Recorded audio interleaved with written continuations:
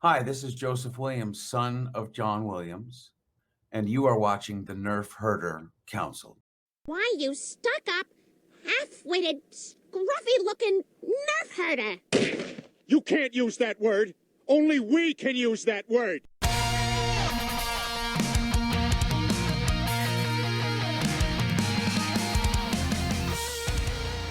You're tuned in to the Nerf Herder Council, your source for Star Wars opinion, conversation, and debate.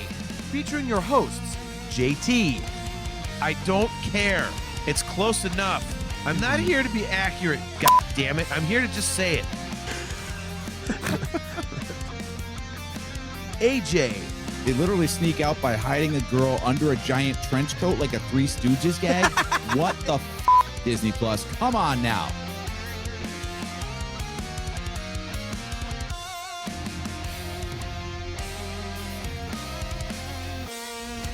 On this episode of the Nerf Herder Council, with AJ off adventuring in Europe, we bring on friend of show Cris Macht for the Machtails From The Cantina podcast for an open-ended conversation about anything Star Wars that comes to mind. This is the Nerf Herder Council.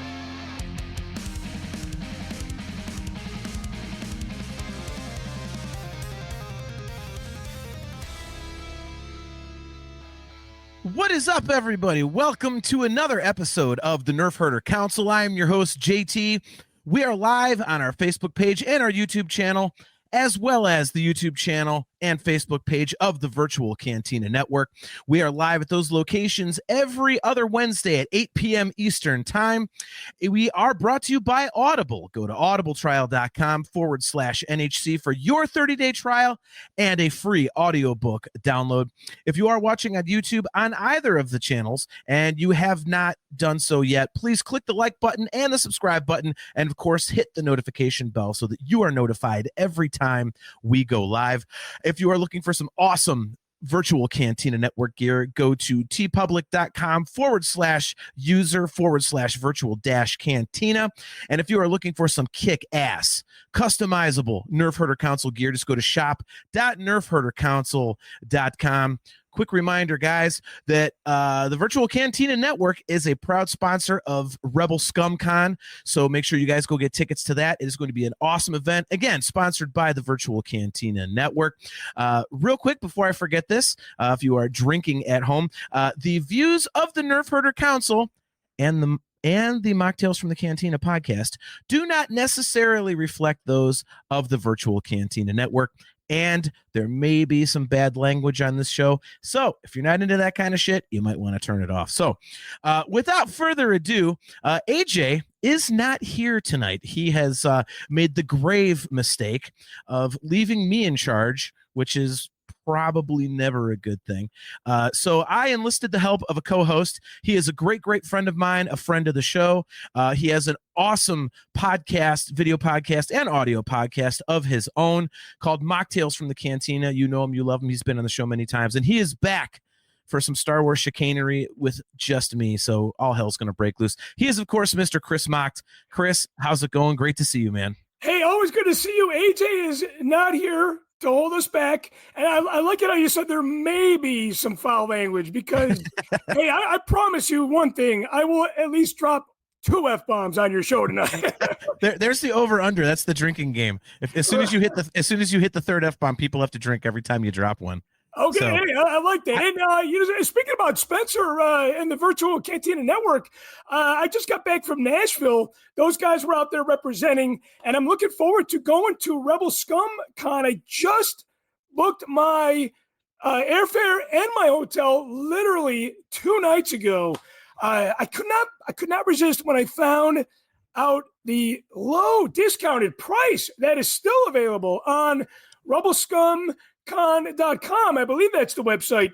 But man, rebelscumconventions.com. Yeah. Those prices on the hotel are so good, especially for a weekend. I was able to get a round trip flight to Dallas for $98 out the door. Wow, really? Yeah, I could not. That's like a throwback price right there. Wow. That's a non-stop flight on United Airlines. So when I saw that and I saw the rates for the hotel, I'm like, this is a no-brainer.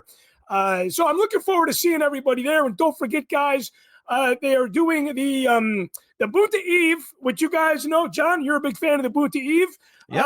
Lots of tomfoolery with the karaoke, a lot of celebrities there. Those tickets are also available right now. And I'm sure that is going to sell out as well. So make sure you guys get your tickets on that. Yep.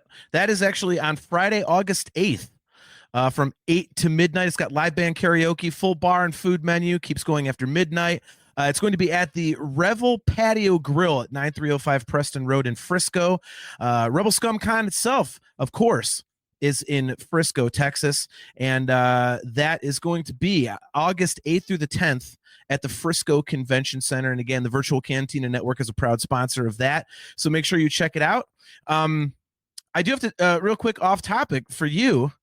I just want you to know, since you are a Tampa Bay Rays fan, it is currently the bottom of the third inning, and my beloved Cleveland Guardians are playing the Evil Empire, the Yankees, and we are currently leading 3-0. So doing you a solid over there in the the AL East. So there you go. Yeah, I appreciate that, man. You know, it's funny. I've been so busy this year that I've been a little bit behind with the ball game, but I was informed, and I soon catch up rather quickly. The Rays were like at the bottom, and then they're shooting up to I think they're still at the number 2 spot. So thank you for doing us that favor. I do want to comment on the convention scene real quick. I know everybody You know it, Nick.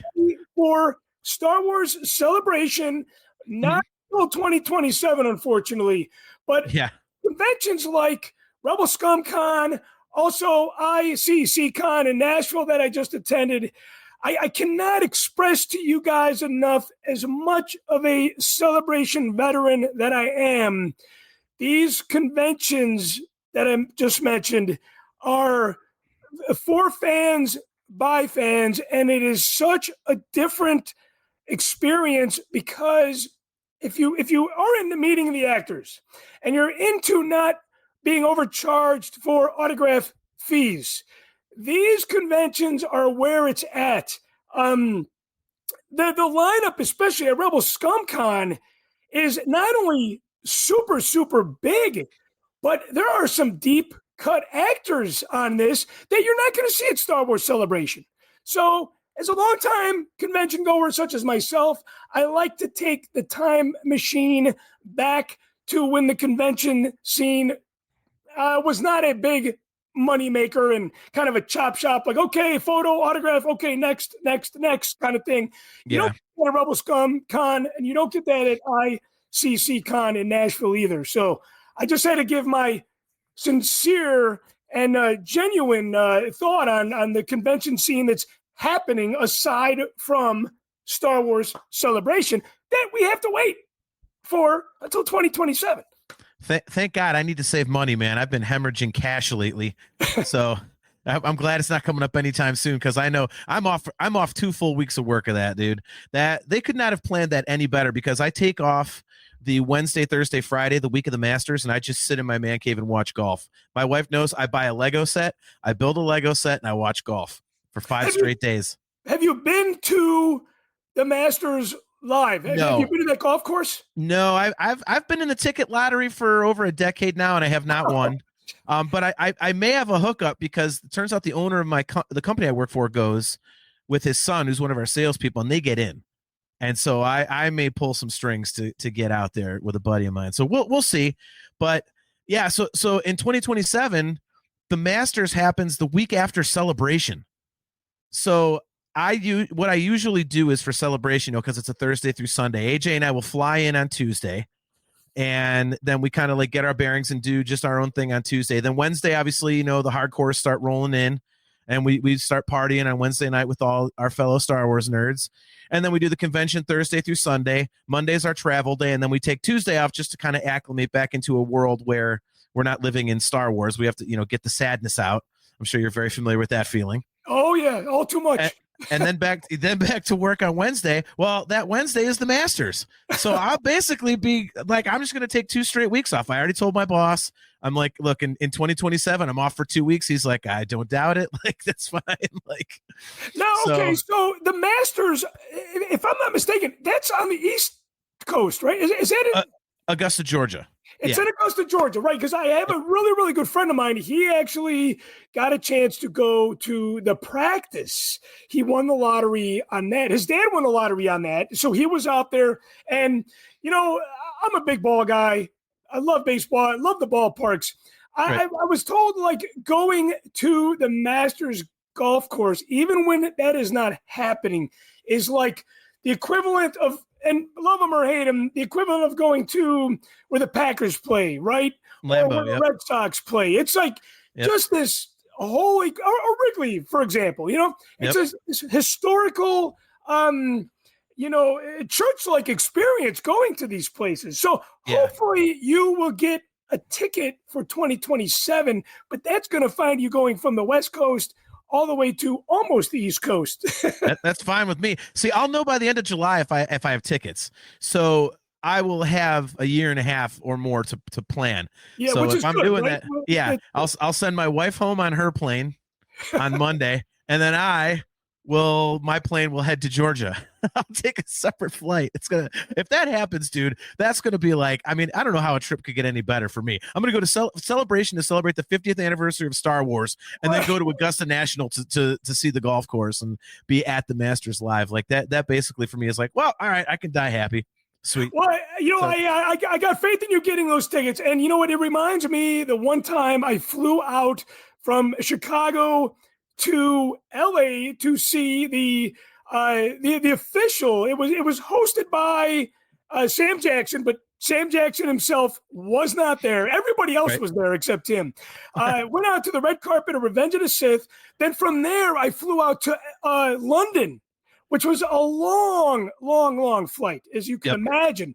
Went out for the red carpet event out there for Revenge of the Sith, met George Lucas, shook his hand, got his autograph, came back home, and then a week later, I went to Tunisia. Hard to believe that all happened 20 years ago, but I can relate to that fun trip from coast to coast. I mean, it doesn't really get any better than that, you know? No, totally.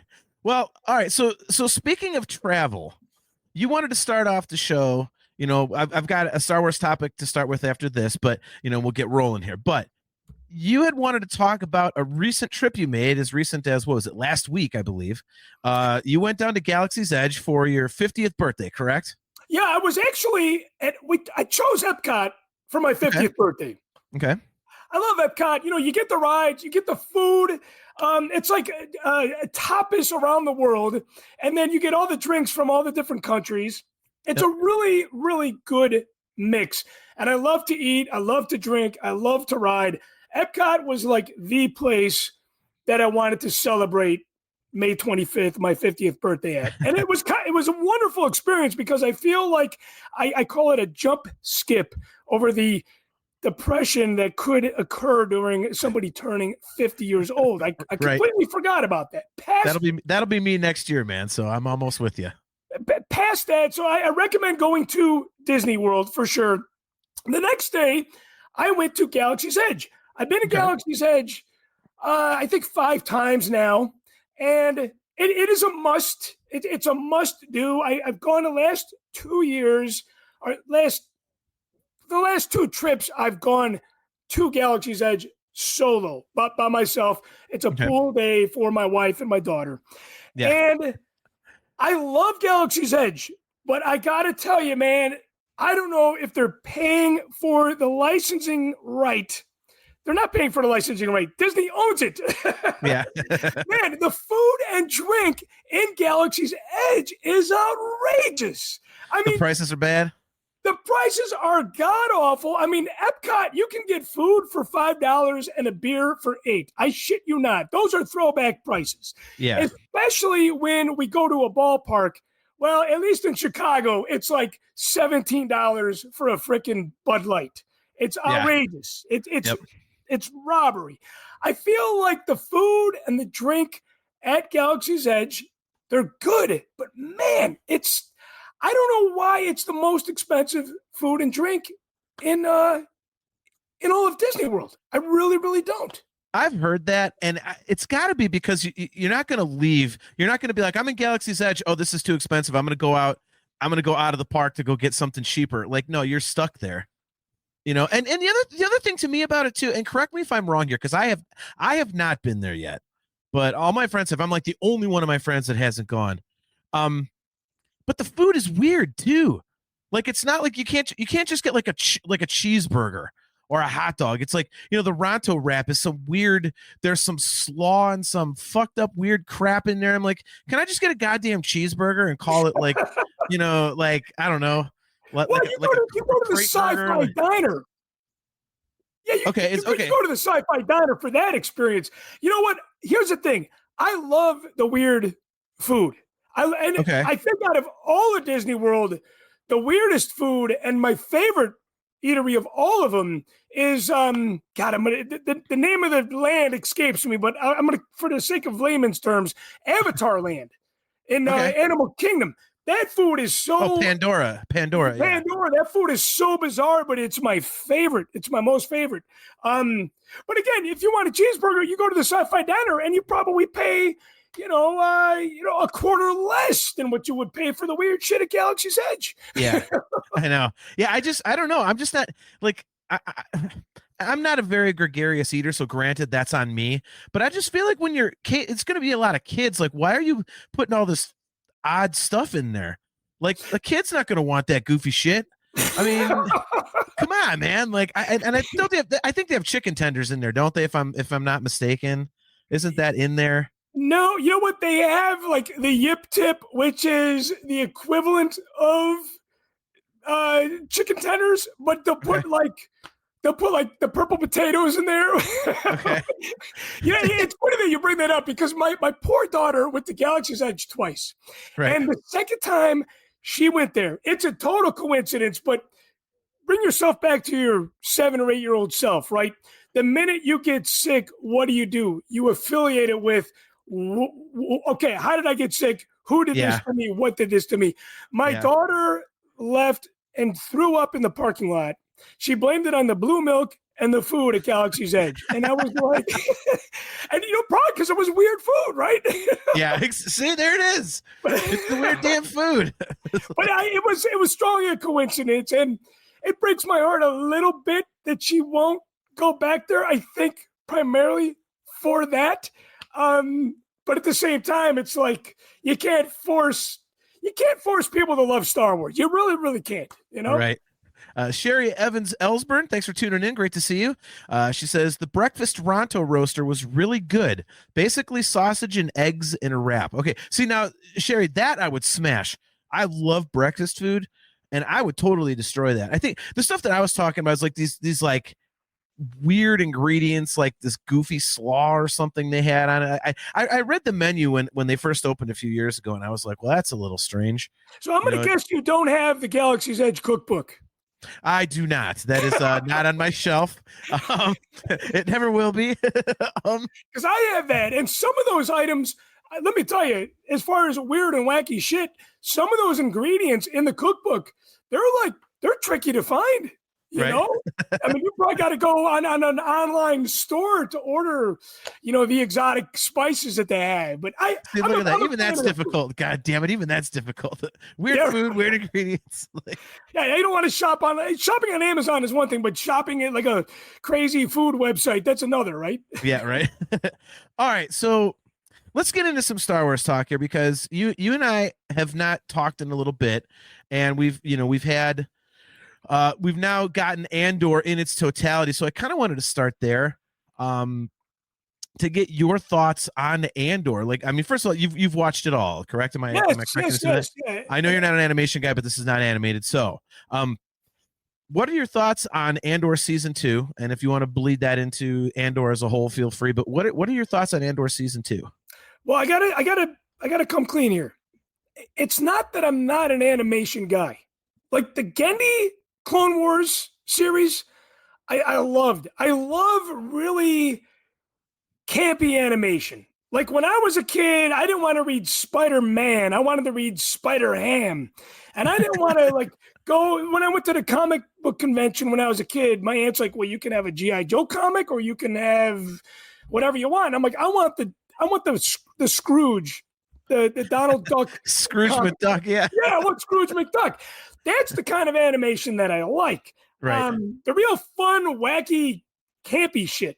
But as far as Andor goes, I would have to say, well, one, I love the music.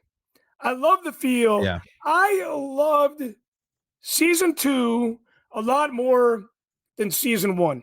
I'm in the same boat. Okay. I think maybe because I'm such a freak for Rogue One, I was kind of hoping, I was chasing the dragon, as they say, with Andor. I was like, man, this is going to be like Rogue One. And I got to tell you, it was not. It was not First season, yeah. The first season was not as good as Rogue One by any means. It is not my favorite TV show. But when I watched season 2, I was like, okay, I'm getting into this. It's getting a little faster. But then as it got a little faster in the beginning, it became that slow burn that everybody talks about. Yeah. I would have to say that the character arc and the character development with everybody was absolutely fascinating. And it was definitely a payoff from investing time into watching season 1.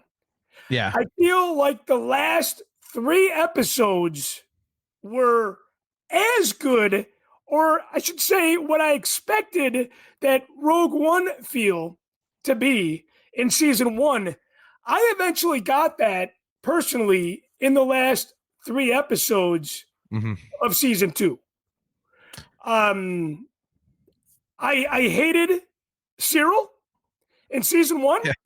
And then I'm like, this guy's kind of growing on me when he had the relationship with, I want to say Dedra, yeah. I want to say Deidre, but Dedra. Yep. And the whole chemistry with her and his mom. And I just thought that was so realistic. Right. And I mean, even what happened to Dedra is essentially the same fucking thing. That's F-bomb number 1 there. There it is. For me, you got one. So one more and you got to Exactly. I feel like what happened with Dedra in the cell at the end was exactly what happened to Krennic at the end of Rogue One. It was very, very parallel. It was like they both got the shaft of trying to achieve something that they never really did before they had their fate determined for them. Yeah. So I would have to say, man, season 2 was like, it kind of renewed my love of the Andor series as a whole. And I got to tell you, man, Diego Luna, I really, even though I didn't really get captivated by season 1, I feel like Diego Luna is just such a great actor. And he delivered, and I felt like that connection to Rogue One, I still was in line with his character, so to speak, Yeah. No, I completely agree, man. Like, and I kind of had the same thought. Like, the AJ just thought that he was one of those fans that thought that season 1 was just the most godlike thing they'd ever done, and it was perfect, and it was this, it was that. And I was like, I was kind of expecting more, and then when season 2 started, I was starting to get pissed off because they had that damn, he steals a TIE fighter. I'm like, okay. And then he crash lands on that planet, and it's just those dickheads like taking pot shots at each other, and then they play rock, paper, scissors. I'm like, what the F is this? We're wasting a whole episode on this crap? What the hell? Yeah, so, I felt like, it was kind of like, okay, where is this going? And it kind of ended up going nowhere.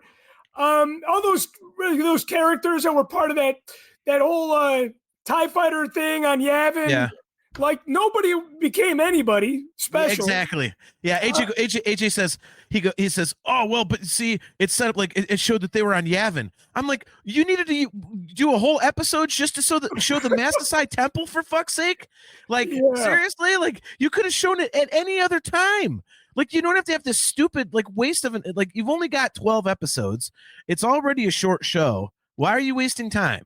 So yeah, but I'm completely with you. Like, you know, to me, like the last 6 episodes, I hesitate to use the term redeem, but it was almost like, I think once I saw those episodes, first of all, it made me love the second season, but it also made me appreciate the whole show in its entirety. So I think those last 6 episodes definitely were the, you know, awesome television, and especially the last few, you know, they were just unbelievable. You know, all the stuff escaping the Senate, and you know, Luthen Rail killing that guy like on the bench. You know, that to me started to get like you said, started to get Rogue One-ish, and I guess that's kind of an obvious thing for us to say because that's when you're getting real close to the actual movie of Rogue One. Sure. But I thought it worked really good. And again, it made me appreciate the show. I mean, like I said, I'm with you. I was not into the first season. AJ, you know, we ranked the Disney Plus shows, and he, you know, he just loved it. He thought it was great. And to me, I'm like, no, like I'll still take Kenobi as my number one. Like that's my favorite Disney show. Like, I gotta say, Kenobi is definitely my favorite Disney show, and there's something that's very pure and genuine and just so feely about the Mandalorian. Yes, I completely agree with that too. Yeah, and I mean, I think all the stuff is good. Yeah, you know, don't get me. I mean, Ahsoka's way down there for me because I'm not a Rebels fan, and so to me, that's live action Rebels, and I'm just like, oh god. So you know, you know what? I got to tell you, you were not a fan of the Purgles.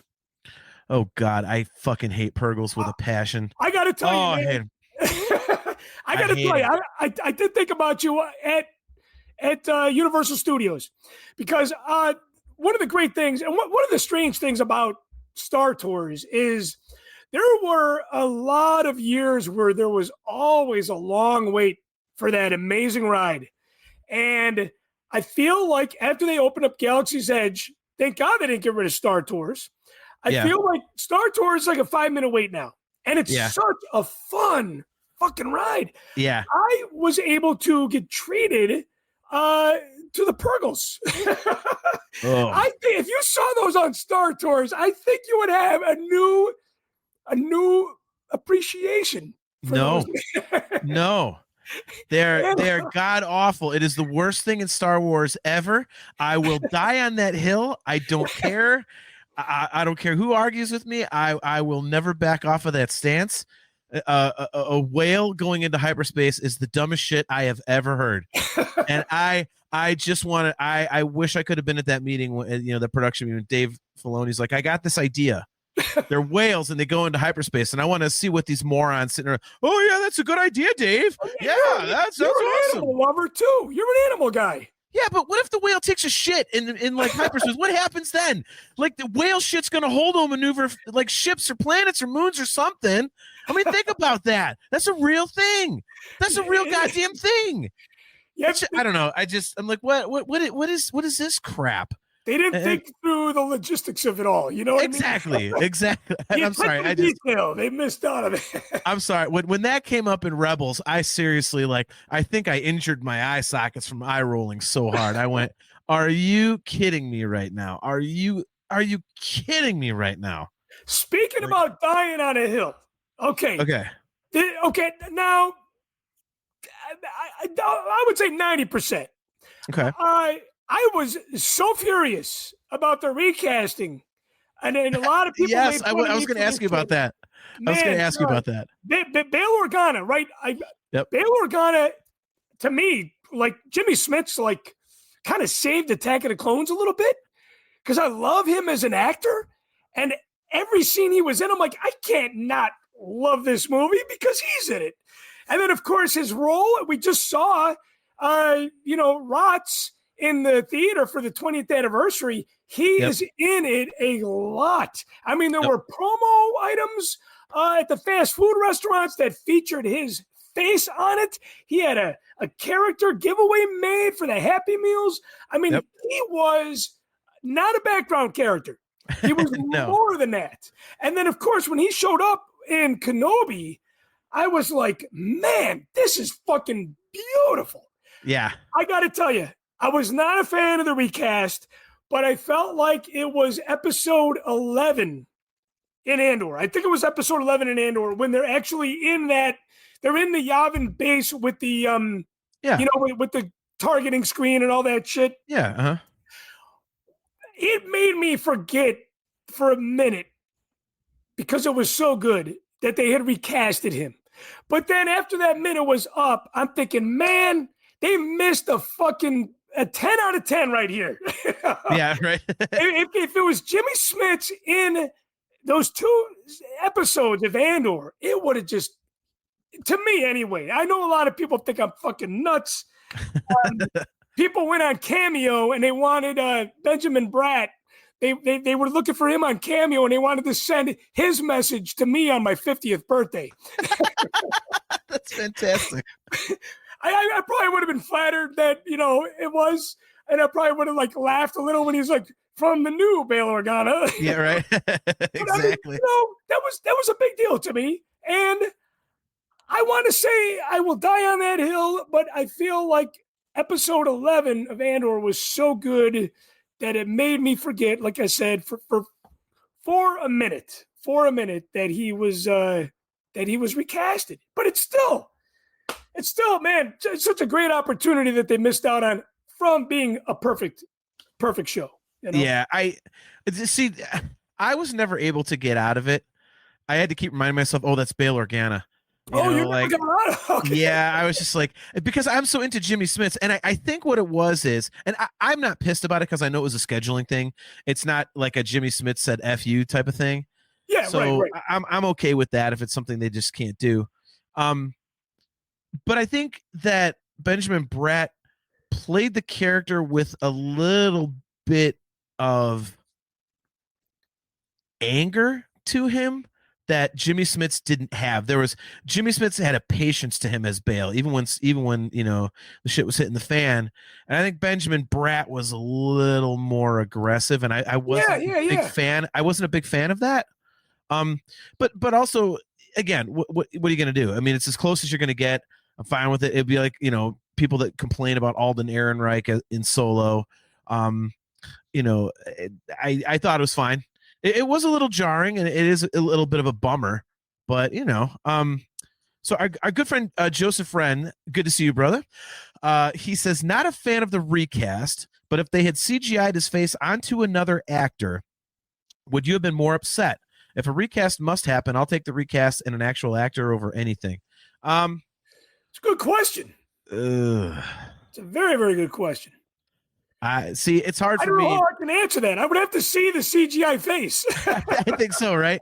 It's like, because you'll either end up with Tarkin in Rogue One or you end up with Leia in Rogue One. Right. which one are you going to get? Like, I hate to bag on it because I know it's like, you know, it's probably low-hanging fruit, but every time I watch Rogue One, like, I just love that movie like you do. But whenever she says hope, like, they just could not get her lips right. It looks like she's saying hope. Like, yeah, well, you know, like, what is that? So, and kind of parallel with that, you know, there was an actor called, his name is Wayne Pigham, and he was Tarkin at the end of Revenge of the Sith. Mm-hmm. Now, when we see Tarkin for that minute and 30 seconds at the most in Revenge of the Sith, it is believable. We're like, that's Tarkin. And of course, that's not a recast, because anything that has to do with the story before, years before, telling a prequel story, it's not a recast. Such as, you know, Solo. My complaint with Solo was never on the actor. It was never on that actor. It was like, how could this guy be, you know, young Harrison Ford? I never had that complaint. But, you know, that's a really good question. I would have to say that I would rather take the live action actor. I got a photo signed from the girl that was the stand-in for Leia, I'm looking at it across the way here from Rogue One. She looks like Leia. Why the fuck didn't they use her? I don't know. Yeah. Yeah. I mean, they could have gotten away with that.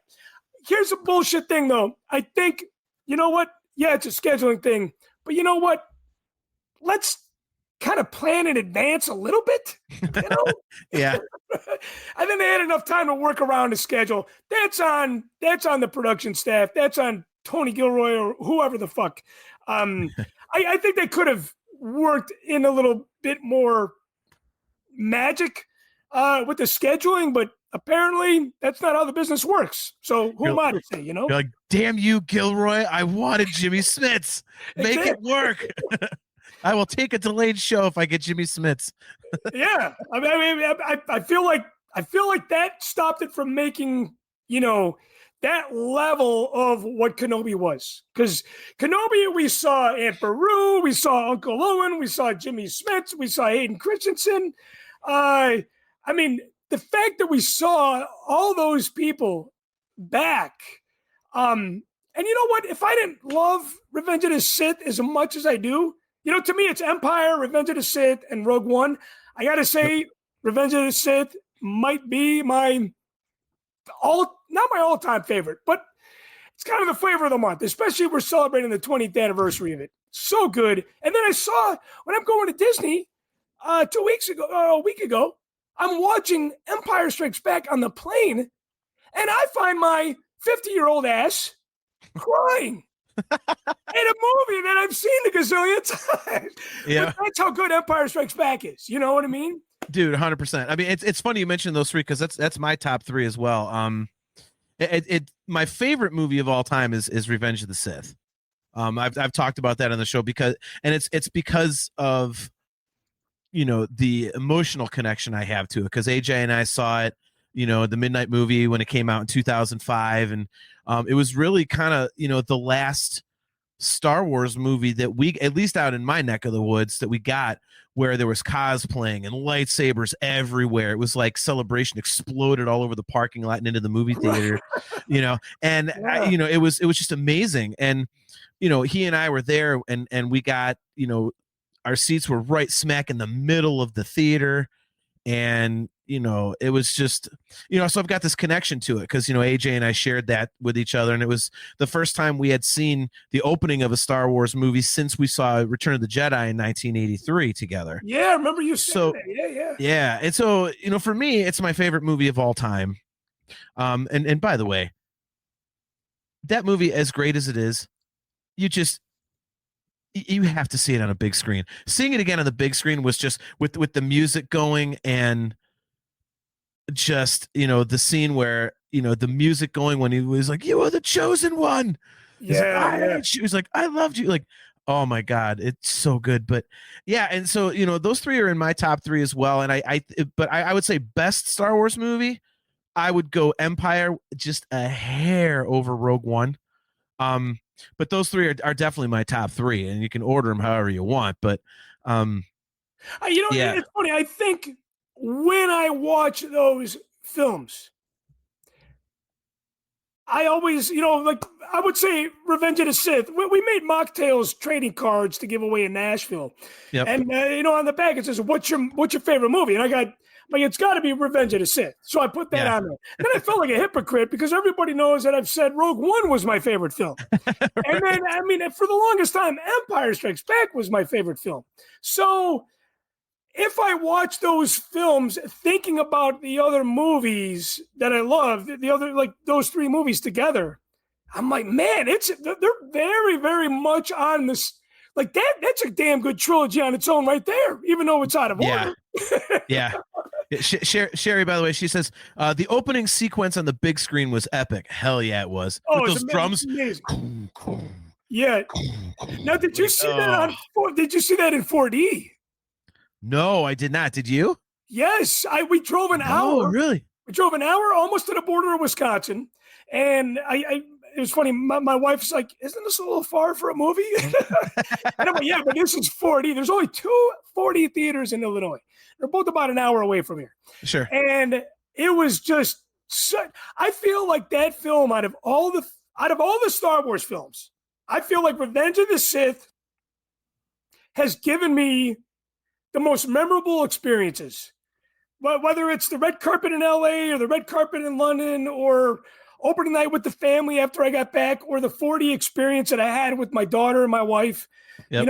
I feel like that film is still paying dividends as a fan, Yeah. And as much as I enjoyed seeing The Phantom Menace last year in the theater, I got to tell you, man, Revenge of the Sith, I saw that 4 times in 5 days.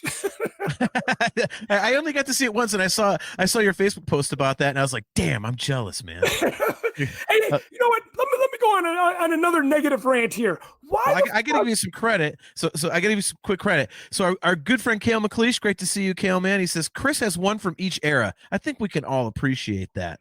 You know what? I never thought about that, but yeah, I think that's There a you good go. point. Why was Rots not playing on May 4th? It was playing a few days before. Yeah. Missed opportunity. I don't know. I that still boggles my mind. Well, and why are these when they put them back in theaters? Like, why are they out so short? It's like Friday through the following Tuesday or Wednesday or something. It's like a long weekend, right? That's it. Yeah, I mean, why not like 2-3 weeks or something? I mean, people will go see it. Yeah, and they do so well. I mean, yeah, Revenge of the Sith was still making records at the box office on its 20th anniversary release. Yeah, I don't know. There's got to be a reason for it, but I don't know. I don't know. So Sherry, how did you do this? Sherry Evans Ellsburn says, I was lucky enough to see Rogue One on the big screen the weekend after the Andor finale. How the hell did you get to do that? Wow. Yeah, I would like to know. Interesting. Now, John, I don't know if you heard about this. This I think is legitimate news. They're re-releasing Rogue One for the 10-year anniversary next year. And Nice. They are going to incorporate Andor somehow in this. My guess is that they're going to play probably episode 11 and 12 on the big screen right before Rogue One. Yeah. They're going to bring you into that in a whole cinematic experience. That would be amazing. That's my guess, but it's been confirmed that they're going to incorporate it somehow. Oh, have you done that yet? Have you gone and watched those last 2 episodes and then immediately followed it with Rogue One? Because I did it with episode 12, and then I followed it with Rogue One. Yeah, it was cool. It's really cool. So it's a great way to experience it. Speaking about Rogue One in the beginning, I want to say Tivik was mentioned in Andor. I think he was mentioned in Andor, but we never saw him.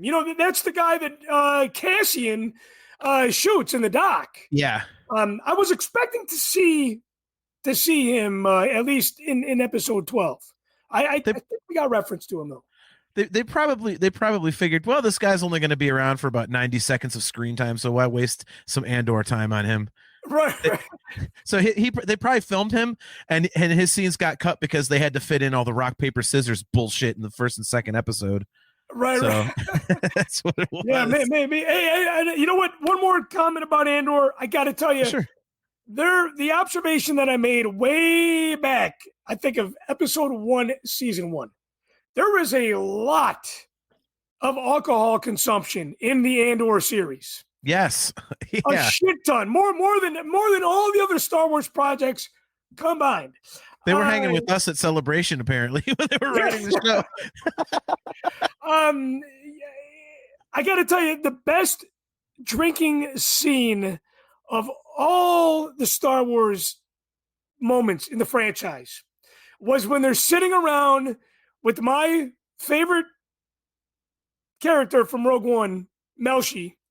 Yeah. Melshi, Cassian, and K2, they're playing cards. They're fucking around with K2. They're drinking. And then all of a sudden, they find themselves on a mission in the ship.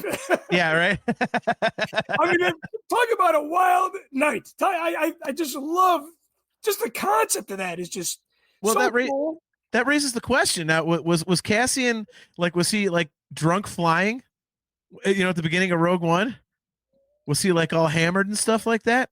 Like maybe he's all drunk, and when he shot Tiven, like he gets back to the rebel base, and they're like, I can't believe you killed Tiven. He's like, I did what? Like he was just basically blackout drunk from playing cards with Melshi and K2. That's a good observation. We might be onto something there. That's actually why K2 was flying. That's why K2 was flying, because Cassie was too effed up. He was like, right. he was too juiced up to fly the shuttle.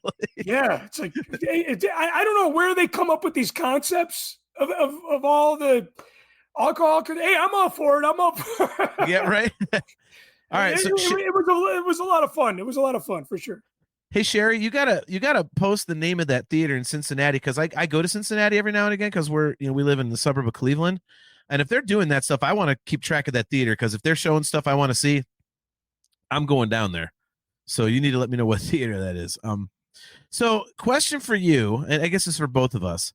But Joseph Wren wants to know. He says, we've heard your favorite films, but are your favorites the films you've seen the most? My favorite Star Wars is Star Wars. So A New Hope, I would assume. He says, but I've watched Return of the Jedi more times than any other film. Which one have you watched most? Honestly, I have to say, I think Return of the Jedi might be my most rewatched one as well. Honestly, it's either that or Phantom Menace. Oddly enough, I feel like I've seen them all equally. I haven't, because obviously Empire Strikes Back, it's on my top 3. That's been around for such a long time, before Revenge of the Sith, and obviously before Rogue One. But like I would say I've watched Return of the Jedi more than Rogue One, for sure. Right. I mean, even the original Star Wars more than Rogue One. No, I would have to say the films that I love the most on the top 3 we're talking, I have not seen those the most out of all the films, because I feel like I've seen the original Star Wars and Return of the Jedi more than I have, Rogue One and Revenge of the Sith, probably combined even, Right. Yeah, I don't know. There's just something about Jedi that, like, if I'm like, oh, I'm gonna pop in a Star Wars movie, there's something about it that I just always go back to. And oddly enough, Phantom Menace is another one. And I don't know why. Maybe it's because, I'm not being facetious here, but like, I think if you talk about, in the original trilogy and the prequels, which movies were the most kiddie-ish, I think you would say Jedi, because you got, the Ewoks, and then the prequels, you would say obviously Phantom Menace. For sure. So maybe that's it. Maybe it's me going back to just watching something simply and getting into that kid vibe, like, Yeah, I could see that. For sure. When I was on the plane round trip, right, I watched Empire on the way there. I watched Return of the Jedi on the way back. They did have the original Star Wars, but if I could put those in order, for me, it's got to be Empire, Jedi, and A New Hope. And I know people hate putting things in order like that. Like, what's your favorite Star Wars film? Well, they're like children, right? I love them all the same. There is some truth to that, yes. But, let's say time is of the essence and you don't have time to watch all 3. I'm going to go Empire, Jedi, and A New Hope. Now, John, let me ask you a question. Okay. Let's play a little either or. Would you would you rather, let's say that, would you rather go back and watch Andor season 1 or the Acolyte season? Andor season 1. I would say the Acolyte for me. Oh, wait a minute. I was thinking Ahsoka. Ooh, that's tough. You know what? I'm gonna go with Acolyte, because that one is very different. I think it got the short shrift. Yeah, totally. I am still. That's an understatement. Oh, dude, I am still so pissed that got canceled.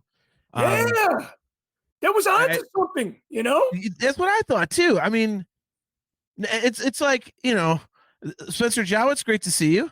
He says, I'm Andor season 1. Yeah, I do. You and I think, like we said earlier, are on the same page with Andor season 1. It's good, but I don't subscribe to it the way that a lot of the fandom does. And at the other side of that coin, I feel the same way about Acolyte. Like, I subscribe to it, whereas a lot of the fan base did not. So I got to ask you another question. Because we are part of the virtual network here, when Spencer Jowitz drops in, is it like the boss is here checking in on you? I think Spencer knows well enough. Like that was, it's actually funny because like when he asked us to join the network, I made sure I was like, well, dude, like we can't change it up. Like we've kind of been doing this. This is our thing. He's like, no, that's fine. He doesn't want us to go like crazy offensive or anything like that, which we don't. But yeah, I did warn him. I was like, well, what you see is what you get. So he didn't come in with blinders on, thank God. So I mean, every once in a while they're like, hey man, do some Star Wars crap. Yeah, see there he is. He said, stop your effing cursing. Listen, Boston, I'm doing you a favor tonight too.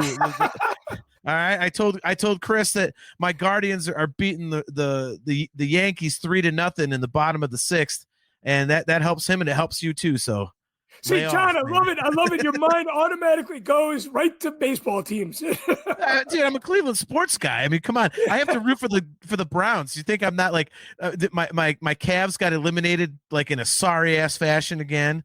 My Browns are trash. Like, I gotta root for the Guardians, man, and especially if they're playing the Yankees. And I just hate but it's funny we got baseball on the brain, right? Because I'll go to the airport, I'll be at Star Wars Celebration, and I will have like laser eyes for the baseball team captain.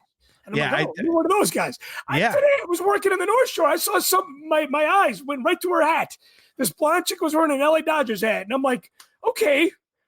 How did that happen? Yeah, right.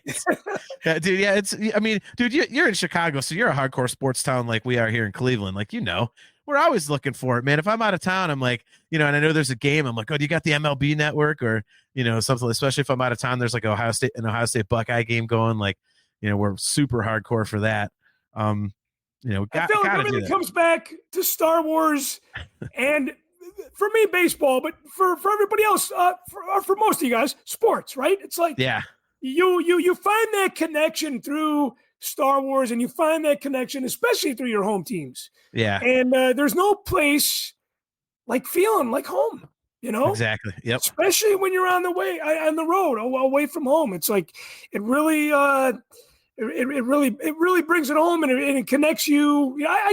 When I travel, especially without my family, I get homesick. I love to travel, but when I travel without my wife and my daughter, I'm like, man, this is the part that I hate about it. Yeah. Just being away, not being away from home, but being away from the family. From them, yes. Yeah, I had that back in March. It was funny, like when I went to New York City for the Dream Theater thing. We were there Thursday, Friday, and Saturday, and It was interesting because like we were kind of thinking like this is like the perfect amount of time because we got to do a whole ton of stuff we wanted to do. We got to see the concert. The concert it was like right as you're about done being out of town, like that's when the concert happened, and you're like, so it's just this amazing capper to the whole thing. And then you're like, I'm ready to go see my stepkids and my wife and my dogs and stuff. My cat like. So I mean, it's like it's perfect, and that's why Celebration in a couple years will be fun because my wife's coming with me, and so I get to see her. We're doing 2 hotel rooms because I think AJ's girlfriend's coming with him, but we're definitely getting 2 rooms instead of 1 because I warned Steph about how me and my brother are at Celebration, and she swore she could handle it, and then she got annoyed a little bit. I'm like, well, then you know what. We're gonna get 2 separate rooms next time because AJ and I were like, we'll just go back and forth between rooms. Okay, so how is this gonna happen? You and Steph have your each separate rooms. So AJ's gonna get a room, and I'm gonna have a room. We'll be side by side. Okay. But if we're gonna be out late and just doing our typical JT and AJ Celebration thing, so you'll end up with your brother in one room, probably. And Steph will end up with AJ's girlfriend in another room. Yeah, exactly. I like that. His and hers room. Yes, and because I think like her son is coming, so he's gonna have like a teenager with him, and then we usually like if he can make it out there, like Mark Thrasher will crash with us. Yeah. So yeah, we'll probably have like 6 of us, and the one room's going to have to be like if Steph and Miranda, that's AJ's girlfriend, if they know that we're going out late, they'll probably end up in the one room with the kid. The other 3 of us will be the drunken assholes rolling in at like 4 or 5 in the morning in the other room, you know? Yeah, So, right. Look at that, Spencer. Spencer says, "You are not allowed in my room." See, Spencer, I'm safe. I'm safe now because I still feel guilty about that to this day. So you never have to worry about me doing anything again, because the first second that I even think I'm stepping out of line in your room, I'll be like, nope. No, you're not doing that again. Forget it. Oh, okay, so did you have a situation where you ended up drunk in Spencer's room? I may have. Are you pleading the fifth on this one? No, let's just say that Spencer had to wake up real early, like 4 or 5 in the morning, to catch a flight, and I was wasted with John Chiato, and I ended up running into Spencer's room as he's trying to sleep, and I barrel rolled him. And you guys were still awake from the night before. Oh, it was he was so pissed. He and Spencer, you know, is the sweetest guy in the world, but man, he chewed my ass out. And when Steph found out, she was so disappointed. I mean, she was so mad. I would have chewed your ass out too, bro. I love you, man, but I would have chewed your ass out. I was like, you know what? I had to think the next day. I'm like, you know what? Not everybody is like your asshole band guys who stay up till like 7 in the morning and, you know, just act like fools. Oh, yeah, I forgot that part. Spencer says you drop kicked your brother. I did do that. We were wrestling. We were wrestling. He has a vivid memory of all the hijinks that happened here. Yeah, it was no, and he says, I call bull. No, Spencer, I really do feel bad. Like, I'm not kidding, dude. Like, I may act like an ass sometimes, but I have a very guilty conscience. And if I screw up bad, like, I don't do it again. Like, that is one thing. You learn from your mistakes. Yes, exactly. Yeah. So. Well, it was funny because Sean and I had a hotel room with his wife and my friend. It was Easter Sunday night. It was Star Wars Celebration 2017. And this is the opposite of what you think it is. I was not partying and rolling in at 5 in the morning. I was tired. I had enough. I wanted to go to bed. And we were driving home the next day. And Sean and his wife were, you know, I haven't, Sean's not tuning in tonight, but we've talked about this on Mocktails before. His wife, I told his wife, Lisa, I said, he's got to shut the fuck up and go to bed. And next thing you know, Sean and I are fighting in our underwear. Okay.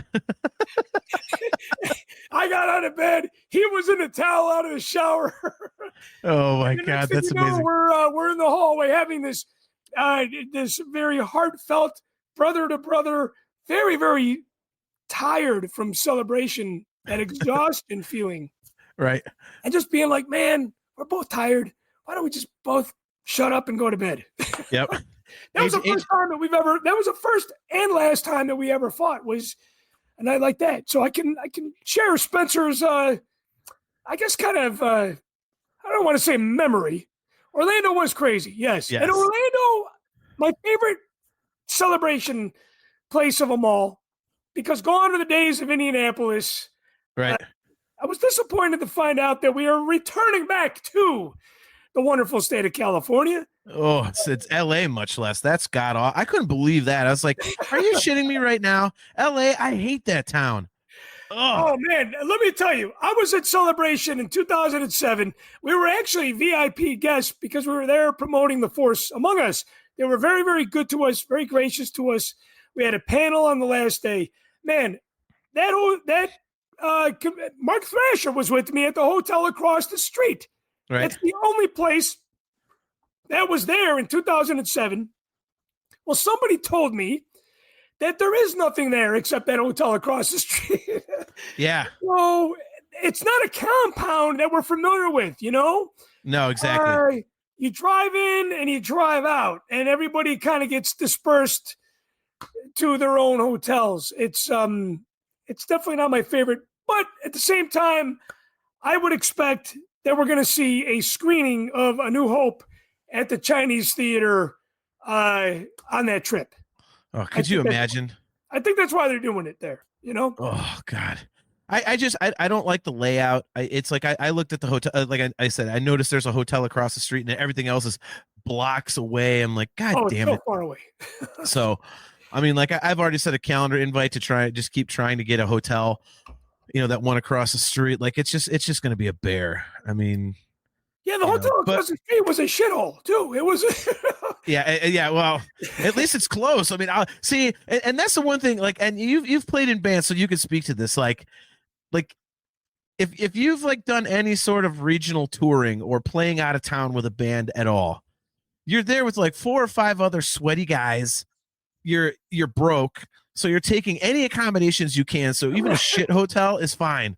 I mean, like I was in Cincinnati a few weeks ago for the Reds and Guardians, and it was me and my wife and her 2 sisters and her 1 sister's husband. So there are 5 of us, but there's 2 beds. So they're like, what are we going to do? I'm like, oh, I'm sleeping on the floor. This, what the hell are you talking about? I'm like, dude, I slept on the floor a ton when I was traveling with the band and whatnot. Like, I don't care. I'm just glad I have a room. Like, I don't give a shit. So, same thing if the hotel's a crap hole across the street from LA, I'm like, hey, at least it's a short walk if I land a room there, which is highly doubtful, but it'll be easier to stumble back from, like, dude, it's funny that Spencer, like, we talk about, like, how I made an ass of myself in his room that year, because like he met us through us being complete and total animals in Chicago. Like we went to the second Bunta and we didn't know Spencer. We knew it was an event, and like we knew it was a cool event. Like we heard about it. Let's go to this thing. And we ended up just bullshitting with him and Kiato and this guy named Craig. And we were just sitting with them and just talking throughout the event and whatnot. And man, we were hammered at that thing. And that one actually wasn't our fault because we didn't know they didn't have food there. So we were like, well, this place might get packed out. It's a little small. So let's just go and eat at the bar so that we can get a spot in there and we make sure we don't get shut out. There was no. How did you feel the next day? Yeah. Oh, well, dude, I don't really get hungover. I get logy, like lack of energy. But it's, at Celebration, that's not a problem, obviously. Like, because you have so much stimulus going on that it's like it's ridiculous. But yeah, like Spencer, like we were hanging out at the event, and then he was like, "What are you guys doing?" Or somebody said something, and we're like, "Oh, we're hanging out. Let's go."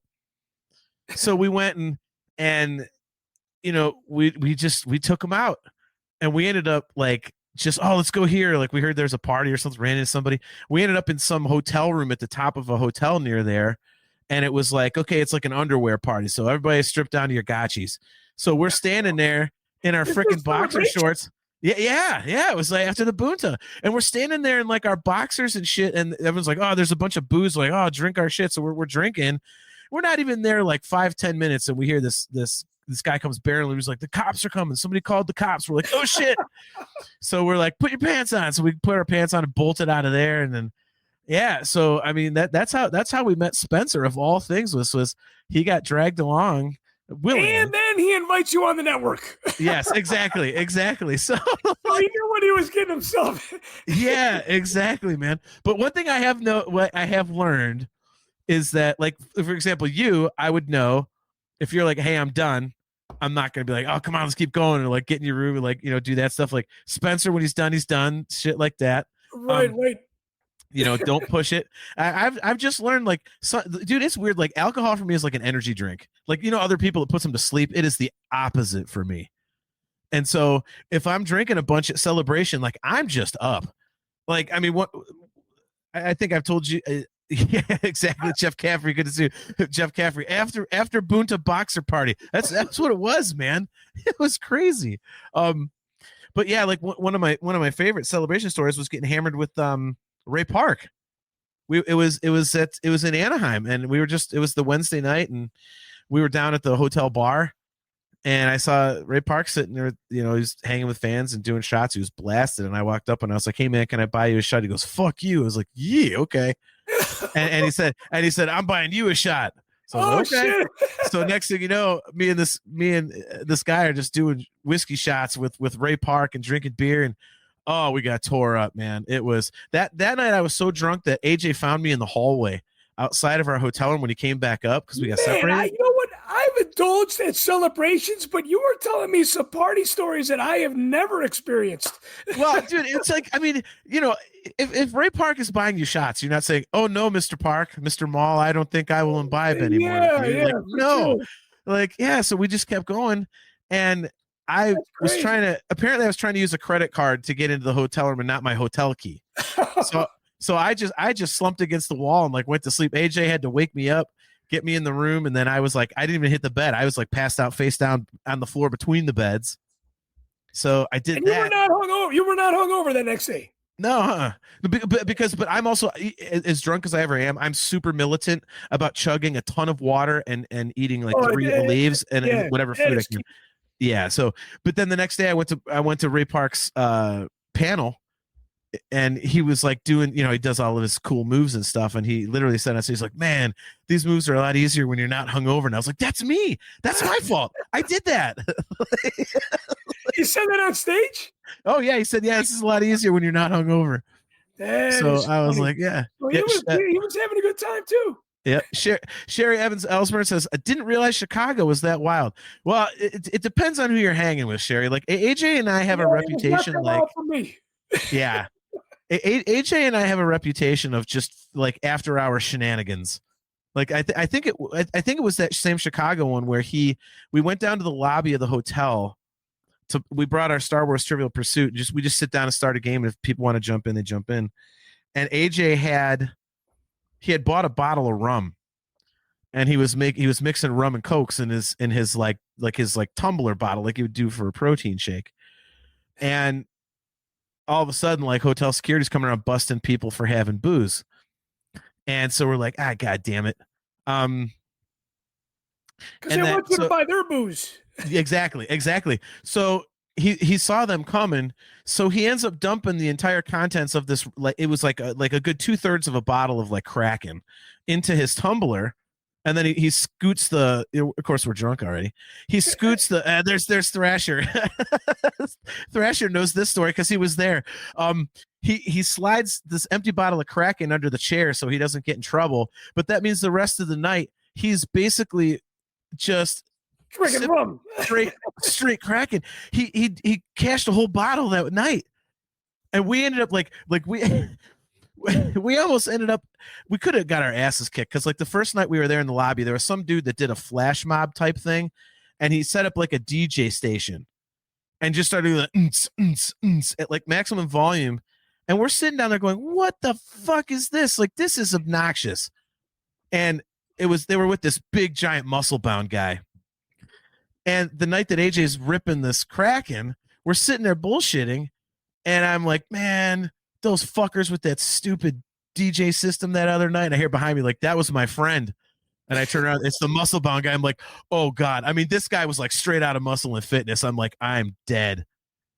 And he was like, "You didn't like that, did you?" And I was like, I was drunk enough to go. I was like, if I'm gonna get my ass kicked, I'm at least gonna be honest. I was like, "No, I was not a fan." So we end up talking to this guy. Yeah. And we end up talking to this guy. He has, let's go to a party. We're like, okay. So next thing you know, we're going to this friggin' party, and we went to this one thing and had a drink at this place with some friends of his, and then he goes to the actual party, and it was in another hotel, and it was like that. It was the total club scene. It was like, I don't think there's anything Star Wars about it, but it was like, you know, all the lasers, and again the all that. Yeah. And AJ and I walked in, and we're like, "Yeah, the same for us." Immediately turned around, did a U-turn, and walked right back out. And then AJ decides he's going to try and slide down the escalator, like, you know, the rail. And he gets on about 2/3 of the way down, and he made it about halfway, and then tumbled and took out like one of those stands. You know, like, it was, yeah. I have not had that experience at Celebration, and I've been to them all. Thrasher, yes, we are talking Chicago. Thrasher was there, man. It's crazy. Yeah, it was. Yeah, we get a little nutty. It's never irresponsible. Like, we don't break things or cause trouble or anything. It's just, we definitely go all hours. And if you're looking for some insanity, we always manage to find it. Because hey, let's go to that. 2027. I know if I need to find a late night, I need to find you to get me there. Exactly. Just shoot me a text like, what are you doing? Like, here we are. Yeah, see, Thrasher said it. Thrasher said, I've got videos. Oh, hey, I would love to see those videos. You got to, man. Yep. Yeah, see, Jeff Caffrey knows. He says in Chicago, Hip Hop Trooper did an impromptu DJ in the hotel lobby a couple of the nights. I don't know about you, Jeff. That was annoying as shit because it was too loud.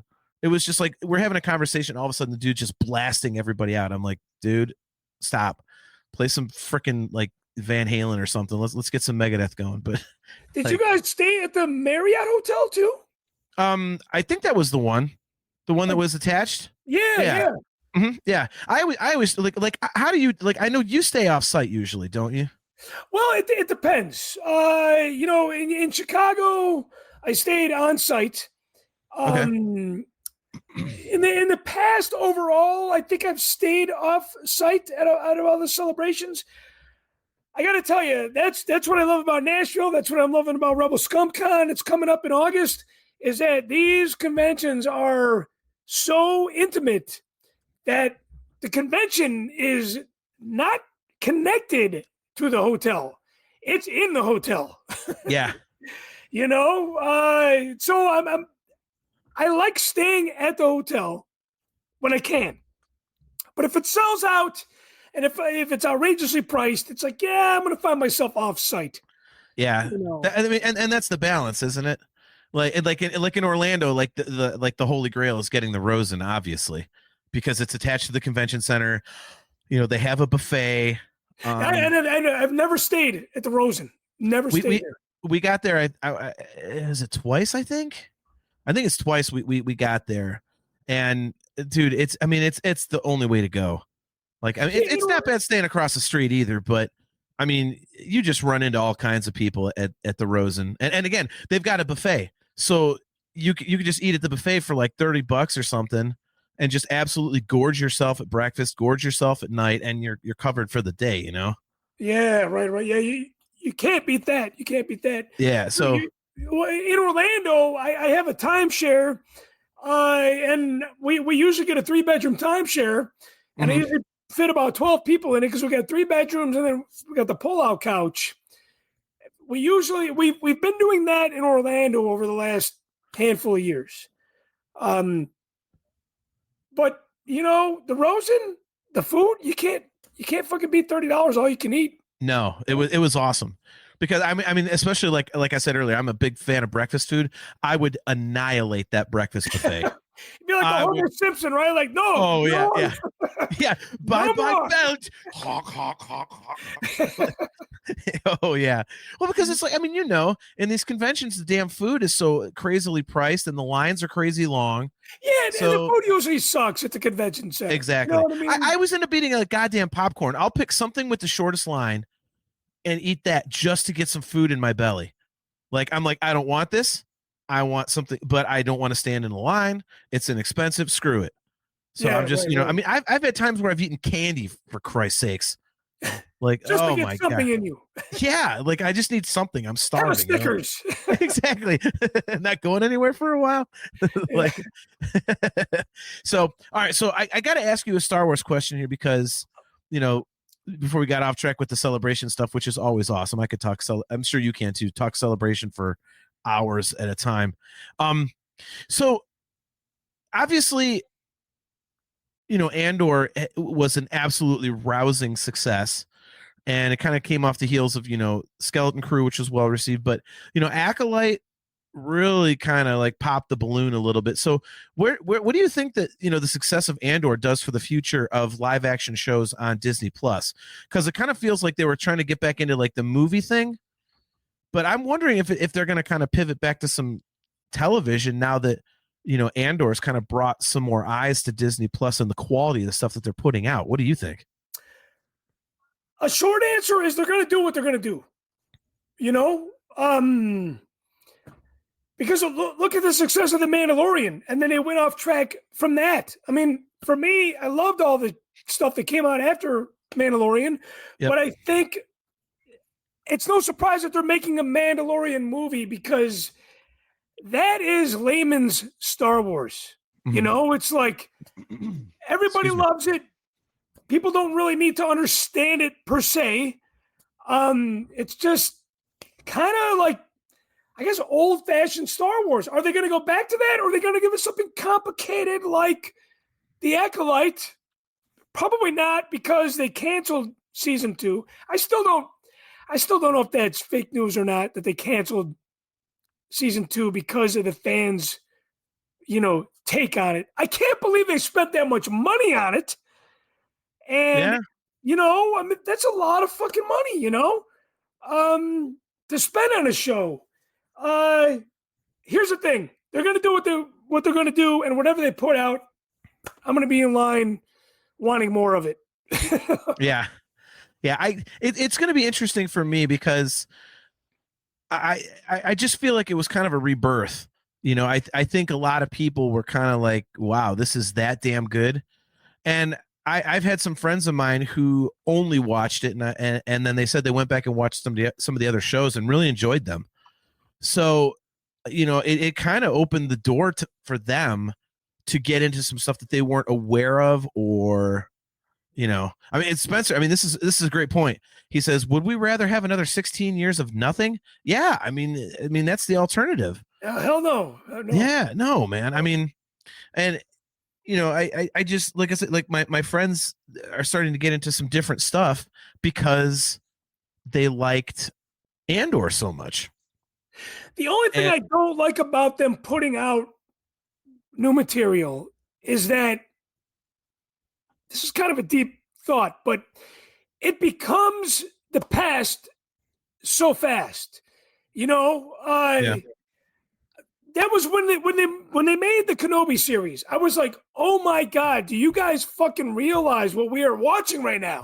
Yeah. We are watching like Revenge of the Sith, and a half here. Yeah. And this is happening all these years later. And then, of course, okay, that's come and gone. I don't want to say it's necessarily disposable. It's good to know that Mark Thrasher did like The Acolyte. Yeah.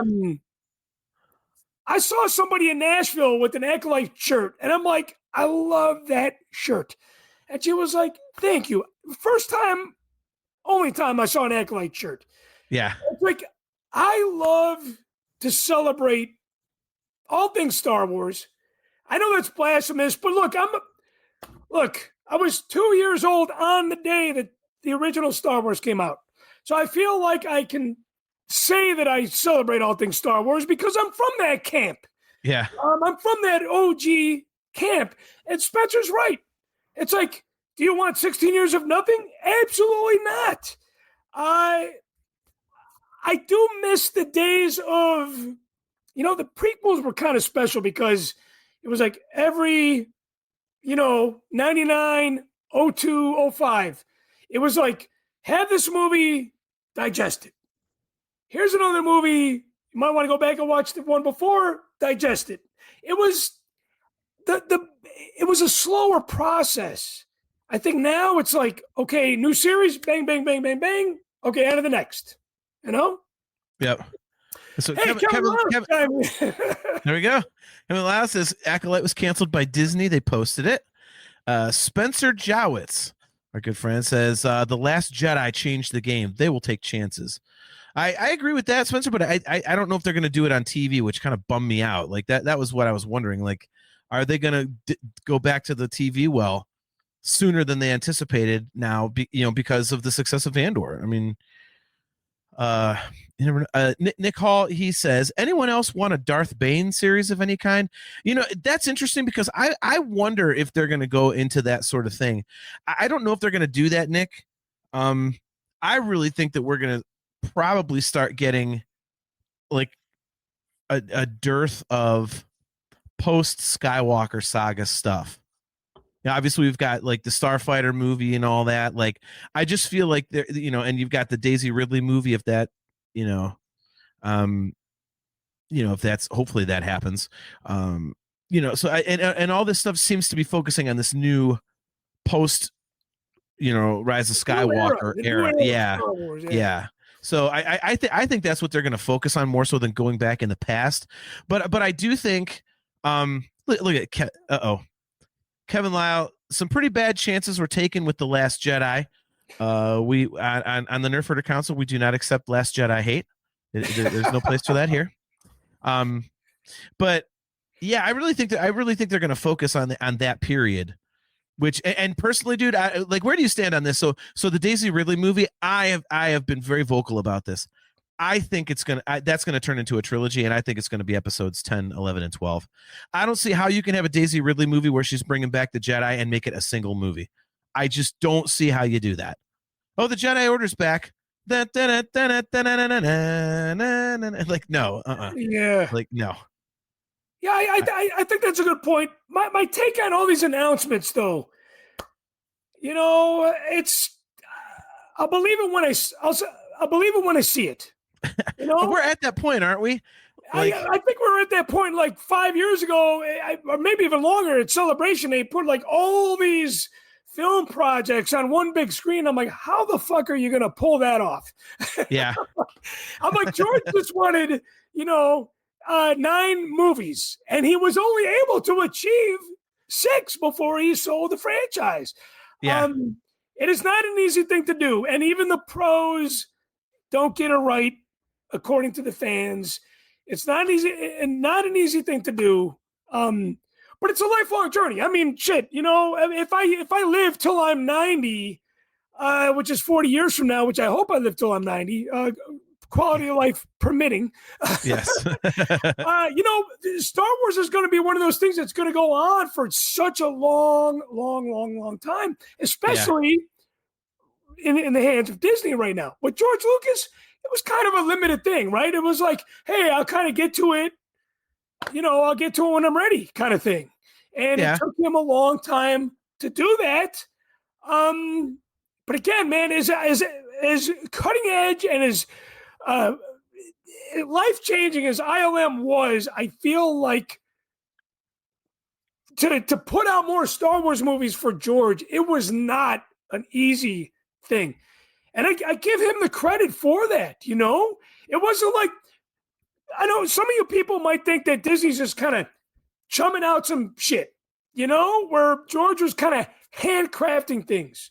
But, both sides are not easy to do, and I'm just speaking from a filmmaker's hobbyist standpoint. Yeah. Well, I mean, you're not wrong. And I think, obviously George didn't have the resources that Disney has. So he was basically stuck to making movies. It wasn't like this big empire where I can make this show and that show and this show and that show. Like, he was stuck to movies or the Clone Wars, the animated stuff, just on a cost basis. You know what I mean? Yeah. Personally, I think that he sold at the perfect time because, we've read all those reports where he said, if he was going to do a sequel trilogy, it was going to delve more into like the midichlorians and stuff like that. And I'm like, oh God. Like those were so poorly received in the Phantom Menace. Like, why would you do a whole trilogy about that? Like, to me, that idea almost sounds tone deaf. When I read that, I was like, that people are just shitting on the midichlorian idea like crazy. Why would you then go write a whole trilogy about that concept somehow? That just seems weird to me. That's just like going, fuck you. And I get it. This is the George Lucas outlook. F you. I'm going to make the movie I want to make. But if that's like saying, okay, well, the whole prequel or a sequel trilogy, excuse me, it's gonna be about Jar Jar Binks. Like, why would you do that? Right. Like what is that? Like, I don't get it. Thrasher says, Chris, my wife said you sound like Tony Robbins. You know what? I don't know Tony Robbins, but I'm not surprised that your wife thinks that I sound like somebody. I'm going to take it as a compliment. He's that motivational speaker guy. Okay. That's super famous motivational I'm going to take that as a compliment. It's funny. Well, I was in Nashville with my good friends Glenn Nelson, Kevin Lyle, and then Jesse, and they thought that I sounded like Plankton when he sings on his record. Plankton from SpongeBob. I'm like, man, you know what? I hear a lot about my voice. Maybe it's the way I speak, but you know what, Thrasher? I will take that as a compliment, and we will leave it at that. I will say that when we met you in person at the last celebration, AJ and I had joked on the show, and we told you this, but we had joked about your voice, like, because Chris talks like this and stuff. We're like, we were like, what does Chris sound like if his voice gets blown? Like, maybe Chris talks like this, but then his voice gets blown and he talks like this. And James Earl Jones, he's got a dulcet tone. This is Chris's voice when his voice gets blown. Like, his voice works the opposite of everybody else's. Right. Like, Oh, hey, you're a music guy. You know Yes. that like ballsy, bassy sound? yes. Okay, picture that through a blown speaker. That would be what I sound like. Yeah, and you lost your voice completely at that celebration, dude. I think it was like Friday or Saturday night, like we were hanging out with you at that brewery, and you were like, "I got to get back to the hotel. I can't talk, and I got to do a show." I cannot believe I did a live fucking show. Yeah, you were tore up, voice. man. Man, what a fucking nightmare, man. Yeah, What a nightmare.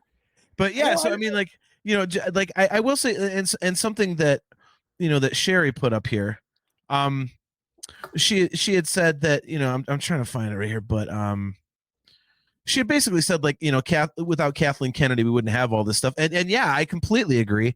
And I've said on the show many times that I really believe that, like, I don't mind if they put out something that I don't like, because it could lead to something that I do like, so I don't mind it. So John, for example, like Ahsoka, like I don't like it, but I like that it exists, because it might, first of all, that tons of people like it. Second of all, it might lead to something that I really, really enjoy.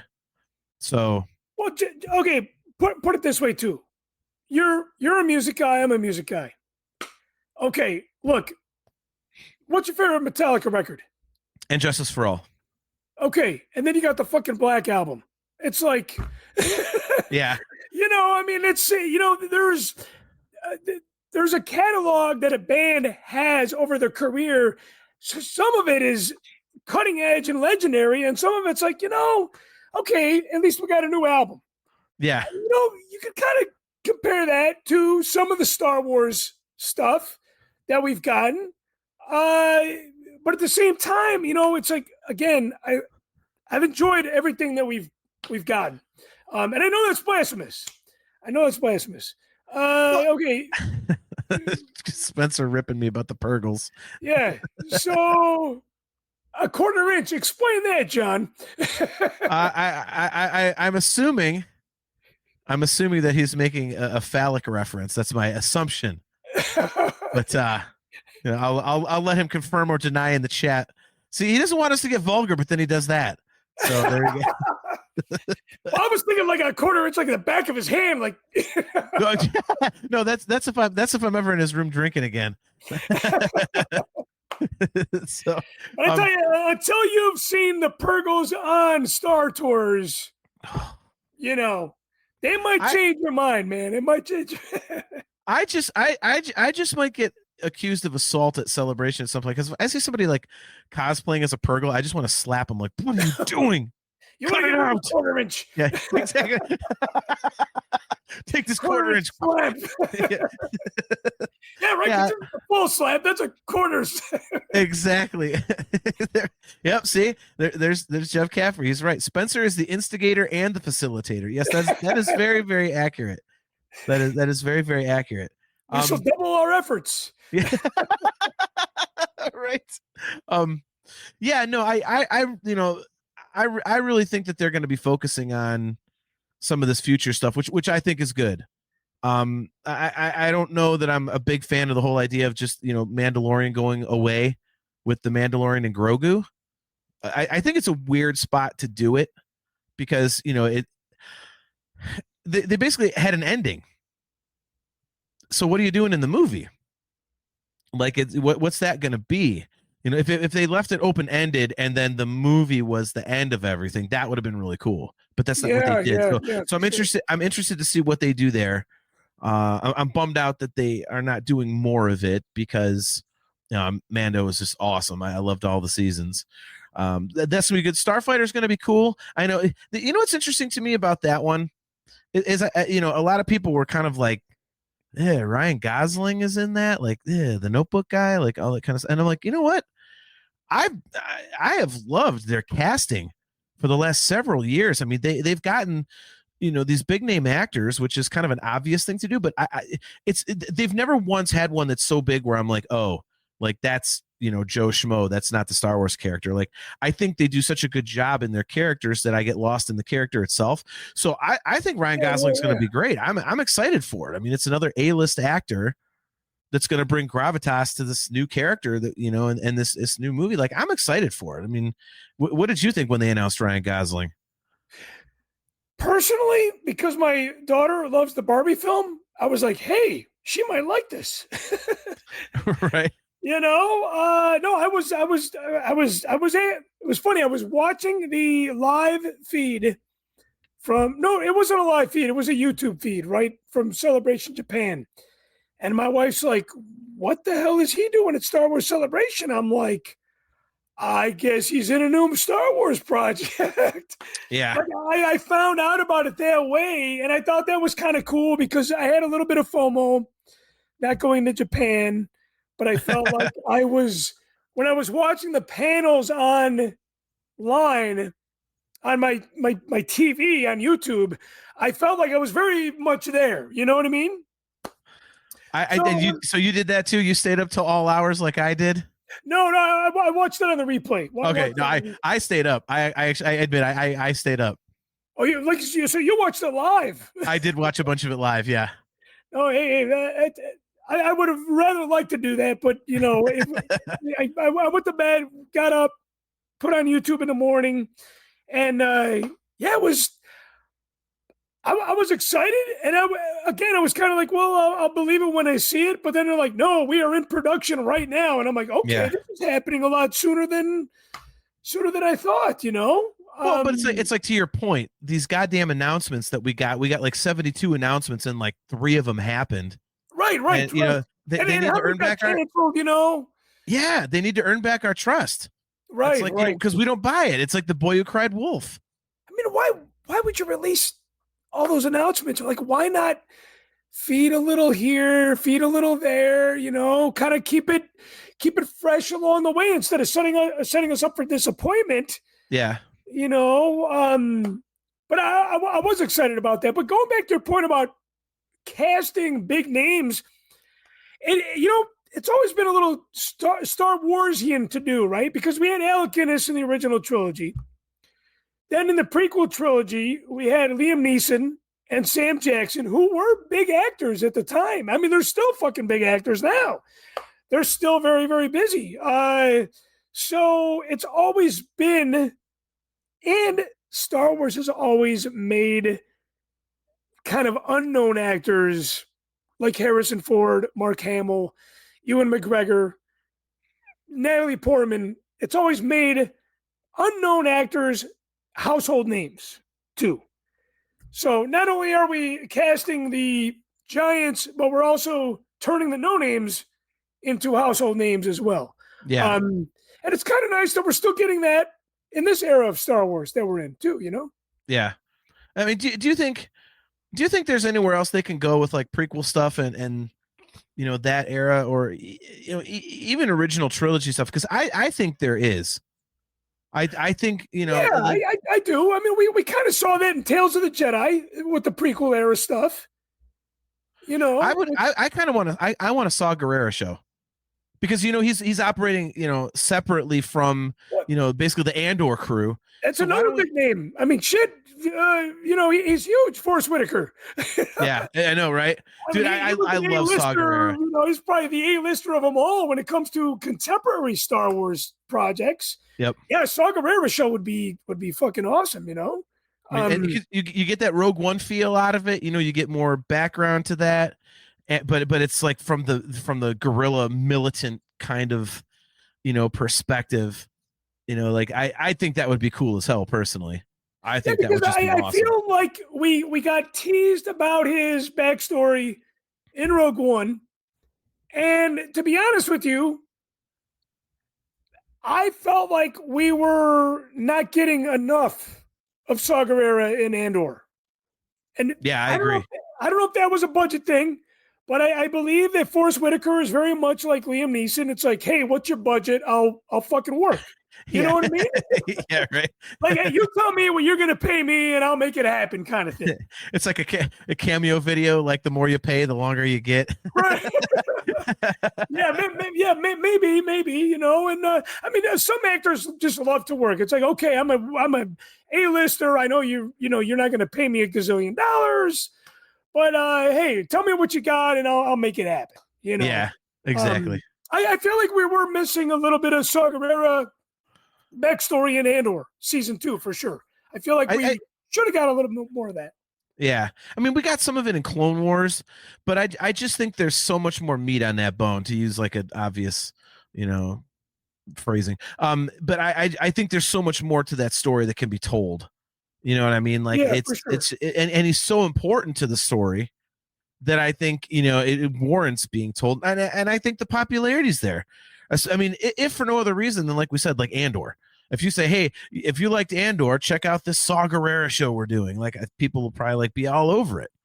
No, just due to how much they liked Andor. Here's a thought. What if they just did 3 episodes of Saw Gerrera? Like, is it too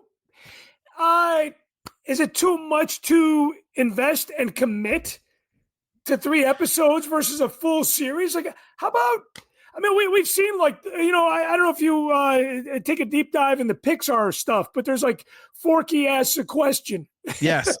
Yeah. Right. Wait, how about like some fucking, you know, 3 episode spinoff of Saw Gerrera and then to keep it at that? So we're not investing in an entire 12 episode season. Like, how about short, simple, and to the point? Can that be done? I don't know.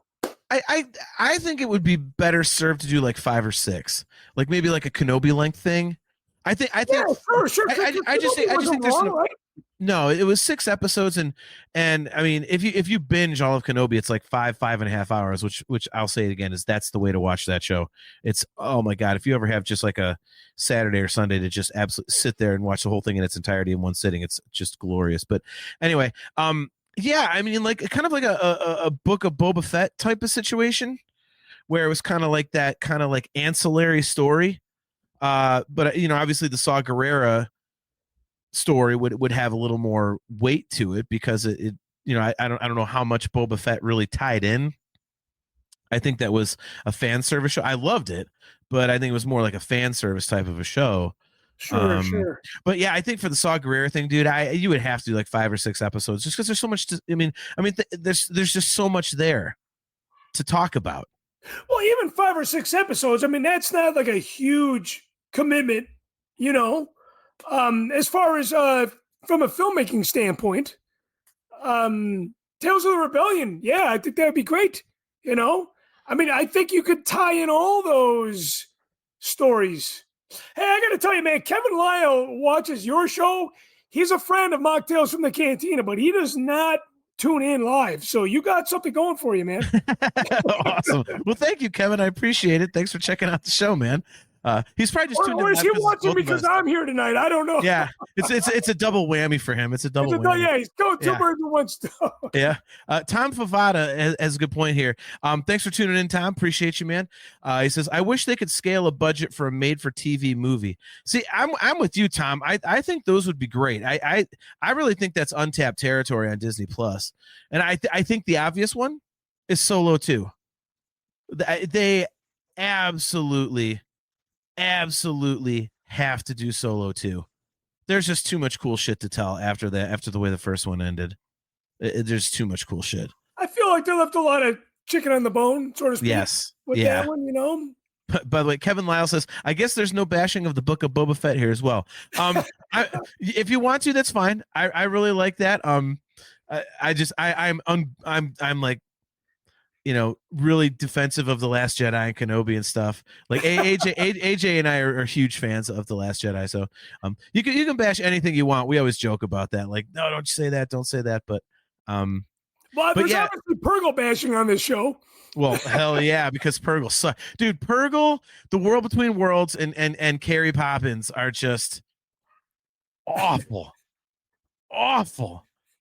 The World Between Worlds, I was like, oh, please tell me you're not bringing time travel into this. I'm so glad they have avoided that, because I was terrified when they did it. I was like, if you bring time travel into effing Star Wars, I don't know how I'm going to react. That is just god awful. Like, why would you do that? It's just opening Pandora's box, and the box is yeah. I mean, when you bring in time travel to anything, it's in anything. It's a sticky situation. I will accept it at the end of Indiana Jones and the Dial of Destiny. I didn't think I would, but you know what? I was like, Indiana Jones, let's have him go out in the most Indiana Jones way possible. Why not time travel? And he wants to be a part of history. Yeah, I will accept it. Yeah, I thought that was a very, very crazy, cool concept of that film.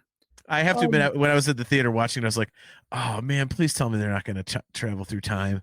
And then he did. I'm like, all right, I'll have to get on board. And I was like, you know what? This is about the most Indiana Jones thing that they could do. Like, yeah, I mean, it was probably like the last thing that they didn't do. Yeah, exactly right. After he survives the nuclear explosion in a refrigerator, it's not really much ground you haven't covered. So it's funny talking about things done well and things that are not done well. I was watching the deleted scenes of Return of the Jedi and even Empire Strikes Back on YouTube, right? Somebody compiled. I was doing that the other day too. Yeah. Somebody compiled these, and you know what? It's so funny, like watching the sandstorm moment. Yes. From Return of the Jedi. When you're watching that, you're like, wow, this is kind of cool to see, but it's like, it's kind of bad. It kind of sucks, right?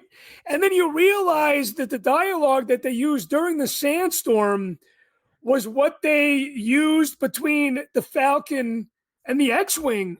So like the message was, the story was done in a different way. Yeah. And like I said, even the pros don't get it right all the time. Yeah. But again, the story, there's this Moff Girdroid, right, from Return of the Jedi. Yeah. Like, a lot of his stuff got cut. Uh-huh. Oh yeah, when he's telling them to like blow up the planet, like, but we have all of our guys down there. Yeah, right. Like, and he's like, and they're like, I don't care, blow them up. He's like, ah. Yeah, it's really dramatic, and I think it's good they left that out though, because like that kind of is like showing a guy in the Empire with humanity, and at that point they really hadn't done that per se, and I think it would have kind of taken you out of the moment. It's kind of like, well, why is this guy being nice?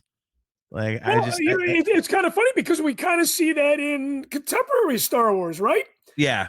So a lot of that, God, a really good friend of mine, Brad, he was telling me, like, in droids, there's Kybo Ren, and there's also a Dexter that we see in Attack of the Clones. This Dexter character has 4 arms. He looks different. He's in droids, and he's a cook. So I feel like a lot of these ideas that we see in contemporary Star Wars, not that droids is contemporary by any means, but yeah, right. we see these older ideas kind of come to fruition in other Star Wars projects. Well, I kind of like that though. It's like, it's interesting to me because it's George Lucas, at least with the stuff we're talking about right now. But he actually, not even just George Lucas, but the current creators going, that was a damn good idea. They shouldn't have, shelved that so quickly. Yeah, right. Right. I like that. I think it's cool. Like with Finn in the sequels, especially in the Force Awakens, was he kind of the equivalent a little bit of the Moff Girdroid idea? Kind of, right? I mean, he had, this sympathy and empathy and all that the Imperial officer, the Moff, I should say, not even Imperial officer, high ranking in the Empire, right. Kind of have second thoughts about wiping everybody out. Yeah, I don't know, man. It's I'm with you. I like that they bring this other stuff back. Like, it's pretty cool. But by the same token, it's like some of the things that they haven't. Like, I think it's kind of died down now, but I still wonder, like, why the hell did they never do anything with Mara Jade? That character was so damn popular. How have they not found a way to bring her in? I mean, they got Thrawn in there, and now of course, they had Plagueis, but now, who knows what's going to happen with that thanks to the Acolytes cancellation. But, so I don't know. But, well, man, we've been going for like an hour and 45 minutes. So real quick, let's plug Rebel ScumCon, and then let's plug your show. So obviously, guys, the Virtual Cantina Network is a sponsor of Rebel ScumCon, happening August 8th through the 10th at the Frisco Conference Center in Frisco, Texas. There is going to be a Bunta event on Friday, August 8th at 8 p.m. So make sure you get your tickets for that. You can go to rebelscumconventions.com. And Cris will be there doing interviews on site, so he'll be actually working for the event. So that'll and I will have swag. Mocktails always has swag. You are the swag king, man. You definitely are the swag king. And Kevin Lyle, who chimed in tonight, he will have a booth there selling a lot of really, really beautiful shirts and patches. And he is also going to be doing all the panels with all these fucking deep cut actors. This, I feel like, and I love ICC in Nashville. Absolutely love that. I've gone 4 years in a row. I will always go to that. I will never miss one. I feel like Rebel Scum Con kind of is filling in a little bit of the void that ICC Con was not able to stuff with a shit ton of deep cut Star Wars actors this year. And to get both cons kind of in the same season, it's a hell of a blessing. And yes. I'm so happy and so privileged and honored to be an attendee at these events. For sure, man. Well, speaking of beautiful shirts, I got to plug the Nerf Herder Council stuff. You can customize anything. There's a bunch of designs at shop.nerfherdercouncil.com. None better than our Chewbacca's family T-shirt, where we list. I like that one. Yes, of course. If you are a longtime listener to the show, you know that we figured out the names of all of Chewbacca's family, that being Chewy, Mala, Itchy, Lumpy, Rashy, Discharge, and Crappy. So that's the Wookiee family. That's oh my god, I shouldn't be laughing that hard at my own show, but Discharge and Crappy, who are they? Yes. So we reviewed the holiday special, and we just got on, how we get off on these idiot tangents, AJ and I sometimes, and we're like, what the hell kind of name is Itchy? Like, there's Lumpy and Itchy. And then we're like, well, what is and we started saying it sounded like a sexually transmitted disease. So that's how we come up with Rashy and Discharge. And then I forget where Crappy came from. But it was like, I could not stop laughing about Crappy the Wookiee. So AJ made a shirt out of it. Hey, you know what? I would think that this would be your number one seller. Oh, dude, I'm telling you, I can 100% guarantee you that I will be wearing this shirt at Celebration in 2027, just for people to be like, what the hell is that? Like, oh, it's the Nerf Herder Council. You got to check it out. It's the dumbest show you can imagine. But yeah, so if you go to shop.nerfherdercouncil.com, you can customize awesome shirts like this.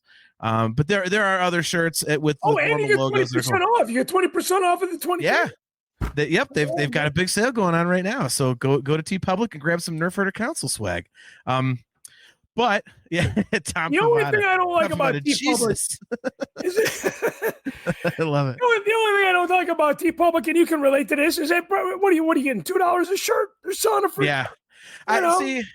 And for me, I'm just like, I don't care. Like AJ's big on, like, it's funny because I'm the one that pays for StreamYard, which is now like exorbitant, but he's the one who wants the penny pinch. I'm like, what the hell do you care? I'm paying $100 a month for this crap. Like, yeah, I still can't believe you're paying $100 for stream. I'm paying like $50 for the year. I know. I'm figuring it out. Believe me, there's got to have to be a change. Man, I might have been grandfathered in. I don't know. Right. But yeah, guys. So there's a whole bunch of really cool designs there with normal logos. AJ's done a really great job with those. He just has come up with some really creative stuff. So there's a Marvel logo on there. There's a sequel trilogy logo. There's the cinematic universe logo, stuff like that. There's all kinds of great stuff to customize. So check that out at shop.nerdfootercouncil.com. Chris, before we get out of here, why don't you plug Mocktails from the Cantina, your awesome show? Well, hey, I gotta say, man, it was an honor and a privilege to co-host the show tonight with you. We've been wanting to do this for a long time. It's a shame that AJ was not here, but if he was here, maybe I wouldn't be here. And I gotta say, thank you for thinking of me. For those of you that love this show, the Nerf Herder Council, you'd love Mocktails almost just as equally, because I feel like John and I roll and smoke the same shit that we pass around the table here. Nice. You guys can get Mocktails for free if you go to the Facebook page. Hey, thank you, Tom. I appreciate that. I feel like I'm still celebrating, and I'm still trying to forget that I hit 50. But if you guys go to my Facebook page, Cris Macht, or the Facebook page of Mocktails from the Cantina, Spencer, thank you for having me, man. I appreciate it. I look forward to seeing you down in Dallas. You guys can get access to the Patreon content for free for a limited time. We got people like John Drake that has been supporting the show for 4 years now. I'm not going to give you 4 years for free, but I'm going to give you a little taste. Head over to the Machtverse.com, just like my last name, which means force in German, Machtverse.com, and it'll lead you to all my film and Patreon content that you guys are going to get more than a bang for your buck. So, again, I want to thank you, John, for letting me co-host tonight. It's been a blast.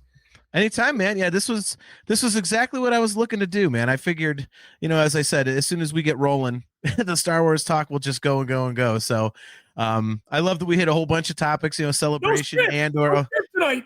Exactly. See, and that's AJ was like, he didn't like my original idea that I sent to you, so I was like, God damn it.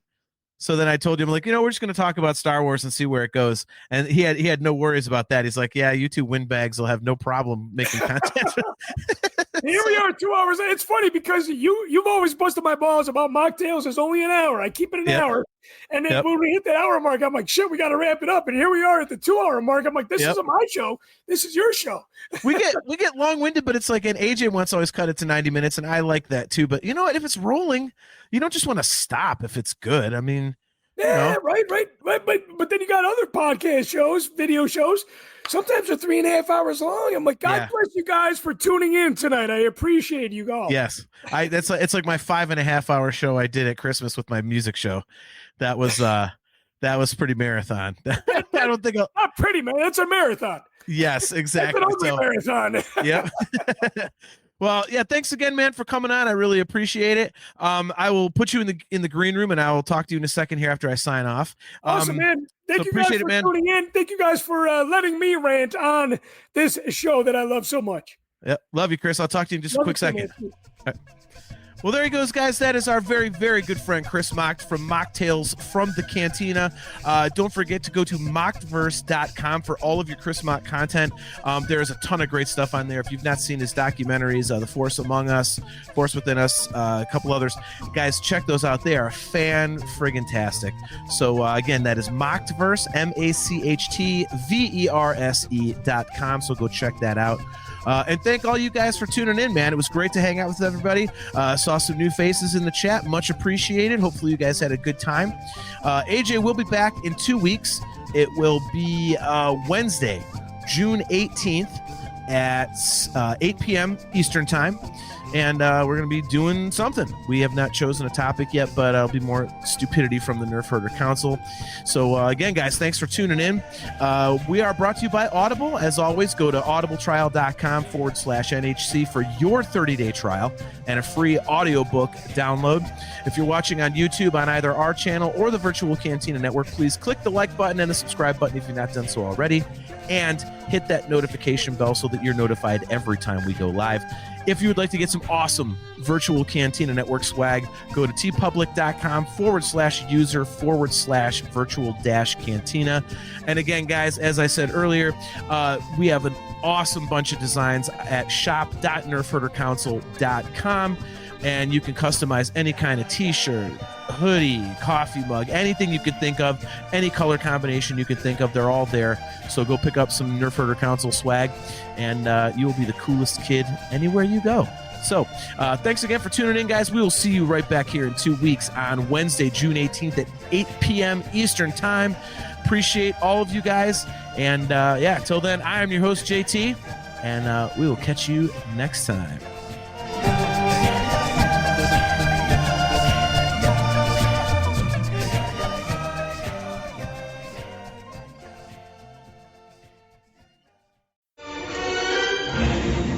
Bucket of bolts is never gonna get us past that blockade. This bucket's got a few surprises left in her. Plus, me and Chewie are on it. Ain't that right, Chewie? Hell yeah, you my nerf herder. You my nerf herder.